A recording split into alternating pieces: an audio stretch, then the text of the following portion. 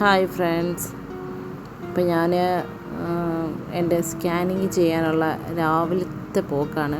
കാരണം ഞാൻ 6 വർഷമായിട്ട് ഇങ്ങനെ ട്രീറ്റ്മെൻറ്റ് ചെയ്തുകൊണ്ടേ ഇരിക്കുകയാണ്. കാരണം 6 വർഷമായിട്ട് അങ്ങനെ ക്യാരിങ് ആയിട്ടില്ല. തന്നെ അതിന് വേണ്ടിയുള്ള ട്രീറ്റ്മെൻറ്റിലൊക്കെ ആയിരുന്നു. അങ്ങനെ കറക്റ്റ് 1 ഇയറായിട്ട് ഞാനത് സ്റ്റോപ്പ് ചെയ്തായിരുന്നു. എനിക്ക് കാരണം മെഡിസിനും ഇഞ്ചക്ഷനൊക്കെ ചെയ്തതിന് ഓൾറെഡി എനിക്ക് ഭയങ്കര ഹെൽത്തിന് ഭയങ്കര വീക്കായിട്ട് തോന്നി. വീണ്ടും എനിക്ക് പീരിയഡ്സൊക്കെ ഇറഗുലറായി. ഇപ്പം ഒരു 2 മാസമായിട്ട് ഹെവി ബ്ലീഡിങ് ആയിട്ട് നടക്കുകയാണ്. അപ്പം മെഡിസിനൊക്കെ കഴിച്ചിട്ടൊന്നും സെറ്റാകുന്നില്ല എനിക്ക്.